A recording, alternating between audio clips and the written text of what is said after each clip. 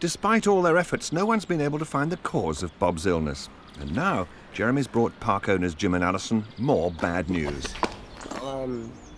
Jeremy's just said that Sally's not very well either. And, I don't know, what do you think we gotta... It's a bit of a worry. We just, Sally was Bob's mum, so we just don't know whether she's pining now, as we all are, or whether there's something really the matter, so... We've got to proceed with the idea that she is unwell, and I think at this point what we've got to do really is for John Lewis. This is familiar territory. We've got a closed population of chimps. We've got to deal with Sally like she might be very ill. That's the way we have to proceed. Find out what's wrong. Is it the enclosure? Is it what? I don't know. As vet John Lewis heads for the park, there's a lot to worry about. Jim and Alison have always believed that the chimps should live as closely as possible to the way they would in the wild. But of course that means that all the supergroup have been in daily contact with Bob. Charlie, who was his adopted uncle, spent a lot of time playing with him. And Mojo, Paquito and the rest of the gang were all his friends. Now Sally, who was perhaps the closest to him of all the chimps, seems to have picked up the same illness. I mean, we've obviously got an infectious diarrhea going through this group. Well, we don't know the cause of it. Obviously we're running samples to find out, but in the meantime, to try and reduce the spread of what's clearly a serious problem, we're isolating the various animals that are, at the moment, suffering from the diarrhea, so they don't spread it to other animals in the group. You gotta be worried. It happens with people. Flu will start going through an entire village, entire town, spread across the country. And when that happens, some people will get very sick. Some people will, pretty much it won't faze them. So it's kind of the same here. They're a group of chimps, like it's a group of kids. They're outside. They run into different bacteria, different bugs. They're out playing in the dirt. They're running, they're climbing. That's risky, but it's a wonderful life for them. So I'm not going to put them in bubbles. Can't do it. Head keeper Jeremy must organise his staff to cope with the crisis. John suggested that the supergroup should be broken up and that the chimps should be isolated into small groups until the danger is over.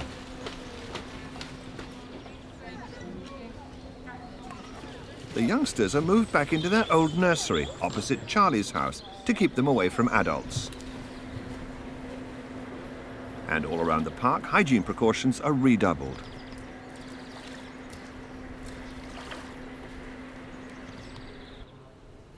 Already one of the two dormitories in Charlie's house is being closed down and completely disinfected. In the other, Charlie and Paquito are left to ponder on the unaccustomed activity. Like children, young chimps are more susceptible to picking up infections. So the vet has prescribed antibiotics for them, just to be on the safe side. Keeper Dave has the unenviable task of trying to dole out the sweet pink medicine in equal measure to each youngster in the nursery group. Problem is, it tastes so good that the bigger chimps fight their way to the front of the queue for seconds while the little ones get none.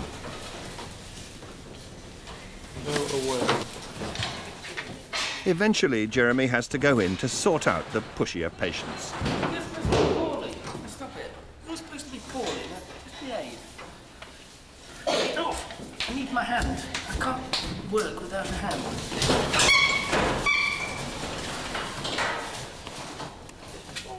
Jeremy's brought baby Alice out of the group to make sure she gets her dose.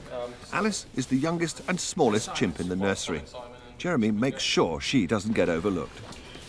Go on, you start Dave and you can dribble on him. You can get covered in this. Oh, God, horrible. Lootiness. I was finding it in my hair. Sticks your fingers together, really. Yeah. God knows what it does to your stomach. Down in the pavilions at the bottom of the park, bossy Chatter is still waiting to meet a new group of chimps. Jim and Alison decided that she'd be too disruptive to join Charlie and the nursery chimps. She's being given a chance to get used to new surroundings before joining up with Big Paddy and his group. When that does finally happen, Chatter will be in for a big surprise, as powerful Paddy doesn't stand for any nonsense. He's the boss, and everyone knows it. The females have to fall into line, and if anyone gives Paddy any trouble, they feel the full force of his anger. While no one crosses Paddy, there's one male in the group who'd like to. Young Jimmy, the upstart, is always hatching plots behind Paddy's back. He knows Paddy has control over the females, but he's hoping to catch Chatter's eye before she meets Paddy. It looks like Chatter's noticed Jimmy, and he resolves to keep her attention by sitting by the window and making eyes through the glass. But whether he'll be able to win Chatter's favour is quite another matter. Going to see your mother. Up at the Orang house, Mike's trying to tackle the problem of Gordon's loneliness. His mother Amy rejected him when he was a screaming infant, so he had to be hand-reared. But Mike's hoping that Amy will take a little more interest in her son, now that Gordon's growing into a lovable toddler. Say hi to Amy. This is little Gordon. It's your little baby that you should have looked after. Yeah? I don't think he's very impressed at all. Are you really? Well, just a novelty, I think, at the moment. I don't think Amy's even really worried. But there again, she could be quite interested in just not showing it. You know, a bit like that. And you? Eh? Oh, they are. Amy's off now. She's had enough already. Bye-bye, Amy. Not a huge success. So what you think of your son? It's been a difficult day for everyone in the park, and as the evening draws in, it becomes clear that Keeper Jeremy, for one, won't be going home. Sally's not very well, and Jeremy's decided to stay overnight to take care of her. After the death of little Bob, Jeremy wants to be extra sure that Sally's okay, and stays beside her to keep her comfortable and take her temperature every hour.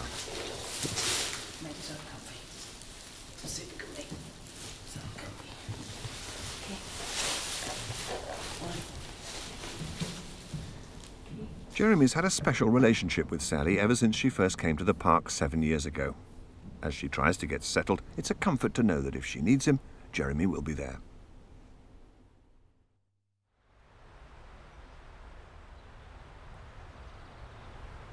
An anxious week has passed since the mystery illness appeared in the park. Sally's back to her old self, and nobody else has been affected. Vet John Lewis is very glad it's all over. Well, I am relieved. I mean, whether they've responded to the specific treatment we've given them or whether they've just blown it out of their own accord, despite what we've given them, they're better. They've got over it, so it's been a fairly temporary affair, although worrying at the time. No, I'm mightily relieved, and let's hope it doesn't happen again. John's given the all-clear for Charlie's group to reassemble, and now they're all back living together in Charlie's house. There's no sign of any remaining illness, and it's all been a bit of a puzzle. It's difficult to know exactly where it came from, and we just have to go through our procedures yet again to make certain that we're not doing anything that allows that sort of infectious diarrhea to get into a group of chimps.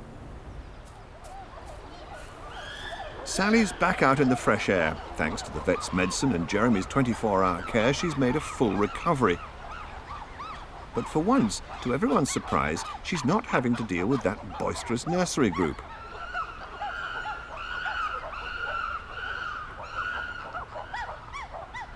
Charlie's on babysitting duty.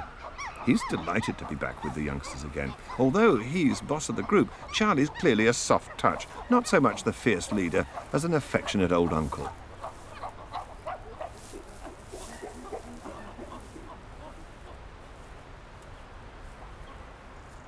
Last out, but none the worse for it, is baby Alice. She rather enjoyed the sticky pink medicine, and now she's full of beans. Alice even seems to have gained enough confidence to make friends with Big Mojo, and Mojo's clearly taken a shine to Alice. For once, he almost seems happy to do his share of babysitting for the group.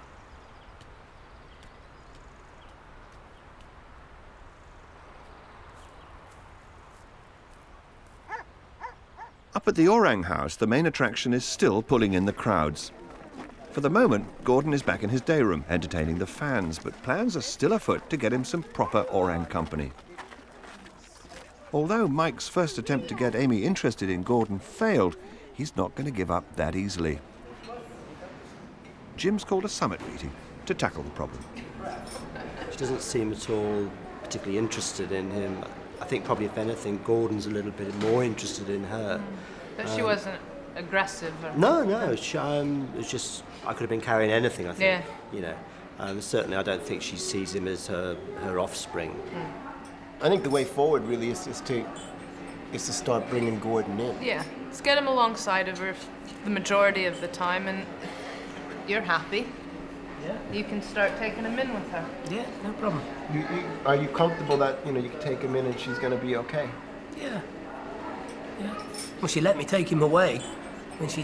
so, you know... If you can start taking him in a half hour every day and she just accepts him as somebody who comes and visits, then eventually we can hope to progress to the fact that she might... indifferent to him. The more indifferent she is to him, the safer it's going to be. It's just going to take a long time. Just as young orangutans need adult company, so do chimpanzees. The youngsters over in Charlie's group rely on the grown-ups to settle their squabbles and teach them how to behave. But their usual babysitter, Sally's amazed to see that the baby's tantrums are being sorted out by dear old Mona.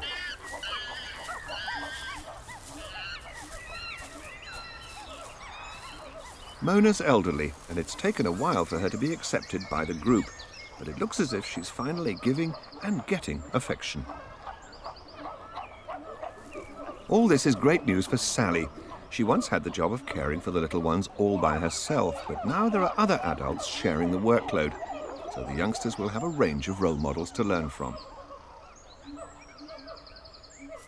Mona is happy to mind the babies like a kind old granny, and they love playing with her. Except that one of these youngsters seems to have forgotten how fragile a granny can be.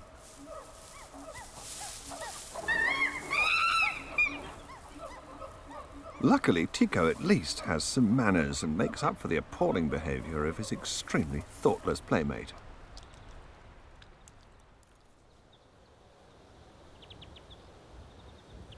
Down at the other end of the park, it's make or break time for bossy Chatter. Out in the enclosure, group leader, powerful Paddy, is already waiting to meet her. Chatter makes a beeline for him, without even a glance at her secret admirer.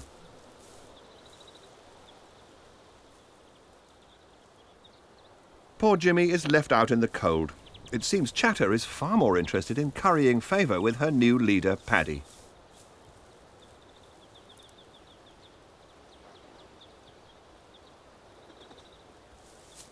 Chatter's obviously decided to make an effort to become accepted as a member of this group. Just as well. Paddy won't stand for any nonsense from her.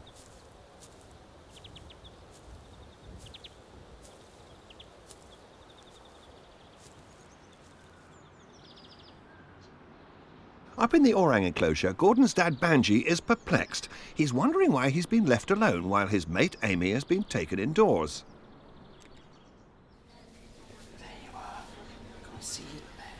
It's far too soon for little Gordon to be introduced to a big male like Banji. Jeremy's hoping that he can at least persuade Mum Amy to take a bit more interest in her little lad. So he's taking Gordon into Amy's bedroom to see how the two get along face to face. Who's that? Who's that? No, that's me, Mum over there. Come on, get in there, you.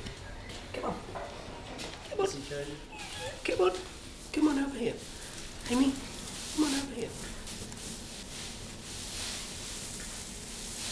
Come on. Don't eat my watch. Jeremy knows he'll need to keep an eye out for Amy's reaction. He's only too aware of the risks involved.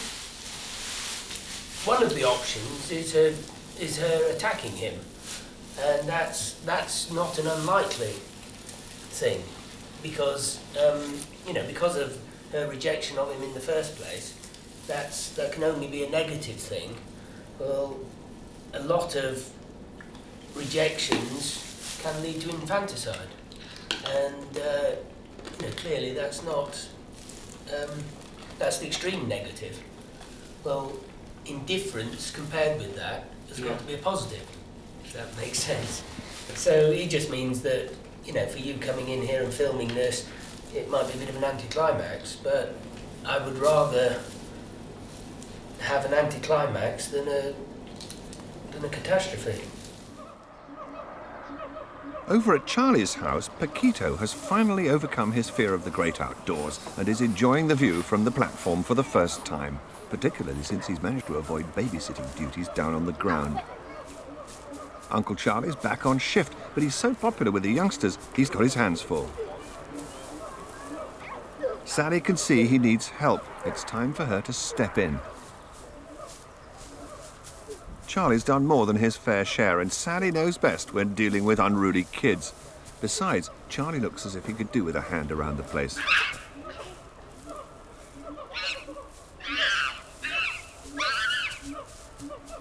Sally's home, and not a moment too soon.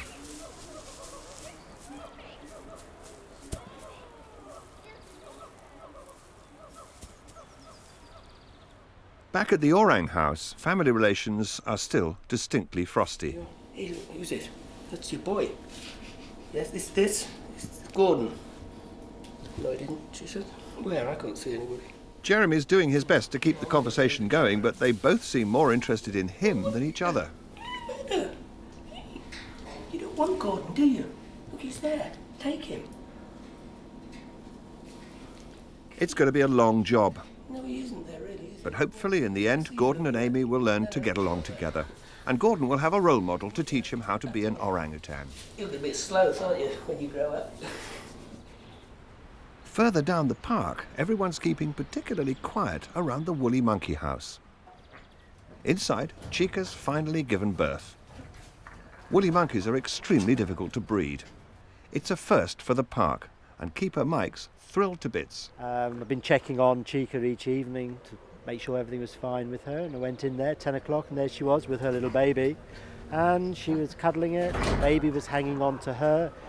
She'd cleaned it up, everything was fine. The other monkeys weren't taking any notice of her, so once I'd sort of checked quickly that she was okay and the baby was fine and breathing, I just switched all the lights off and left, and obviously I went back and phoned Jim and Alison and Jeremy up to let them know that we'd got a baby monkey. So I went in early the next morning, just as dawn was coming up, and they were all there, all milling around together, all very interested, very curious, and the really good news was that Chica was actually looking after the baby. Getting a good view of Chica's new baby isn't easy, even for Mike. Mum seems happy enough to show her off, but the proud dad isn't quite so keen on the idea. The big problem is Gizmo, the big male. I can't get anywhere near Chica because he just rushes in and positions himself between her and me. He would actually kill me if he could get hold of me. I mean, he really does throw himself at the bars. It's just something the big macho guy has to do, you know. He has to impress the women, and it's his baby, you know. I'm a rival to that group. He obviously looks on me in that way, but it's good. I mean, he doesn't hurt the baby, although he pushes himself in front of Chica and between her and me. There's no aggression there towards her or the baby, and it's just superb. It's brilliant. But I must admit, I haven't switched the incubator off at home yet. I don't believe in fate. Despite all the successes, today's postbag has brought a disappointment. The Turkish authorities have decided not to allow the 2 illegal chimps that Jim and Alison helped rescue from the markets in Istanbul to come over to Monkey World. Instead, Garip and Romeo are to be kept at the Turkish zoo where Jim and Alison had to leave them. But the Turkish government has pledged to stamp out the illegal pet trade. They're putting a brave face on it, but it's hard. Well, yeah, you get emotionally involved. We went over, we filmed them the first time, saw Garip in particular in just dreadful shape physically. You get attached, you worry about him, you come back here, you wonder if he's even still alive. We find him in the markets, we get hold of him. We knock ourselves out physically and mentally, setting him up there in what we believe are going to be temporary holding facilities. You have to be obsessive and to just keep going after the chimps and insisting on your success. So you get hooked in and you simply want to get Garip and Romeo, and you want to bring them back. It's where you started. So yeah, you get disappointed. But we're winning in Turkey. We congratulate the Turkish government. We congratulate Dorset Zoo if they do it right. And it's easy, I think, a lot of the time to miss the main point of Monkey World, because you see the animals are here, but to be honest, That's not the main goal of this park. We're here to stop the smuggling out of Africa, to keep the animals where they belong, which is with their family groups in Africa. What Jim and Alison are fighting for in Turkey and other parts of the world is to stop the smuggling. The animals here at Monkey World are lucky. They're living in groups as they would in the wild. But the point is, they shouldn't be here in the first place. Jim and Alison want to stop chimpanzees being stolen from the forests of Africa. To do that, they have to change the way people think all over the world. Monkey World is both a refuge and a reminder that a handful of humans can make a difference to the lives of hundreds of chimpanzees. I'm doing this to prove that a couple of individuals, with the support, can make a huge difference, and that we can help preserve an endangered species, that we can stop suffering. And not only can we stop that suffering, but we can, the ones we get, we can make their lives just dramatically better. And it matters. There's no point in doing it unless, we know there's an end somewhere.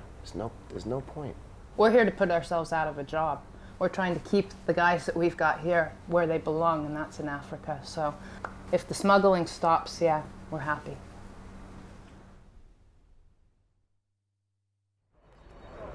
Since this episode was filmed, Jim and Alison have been back in the news, giving evidence in a court case against the animal trainer Mary Chipperfield. She was subsequently found guilty of cruelty to a baby chimpanzee. Prior to the case, the baby chimp had been taken into police custody and placed at Monkey World. Trudy, whose story captured the headlines during the court hearings, was kept at Monkey World under the assumed name of Baby Alice for her protection. Staff at the park coaxed her back to health, and during the 10 months it took the case to come to court, she's turned into a happy and confident young chimp. Mary Chipperfield is awaiting sentence, but there are still legal discussions as to who actually owns Trudy. Jim and Alison want her to be allowed to stay with her adopted family at Monkey World, but Trudy's fate will be finally decided in court in a few weeks.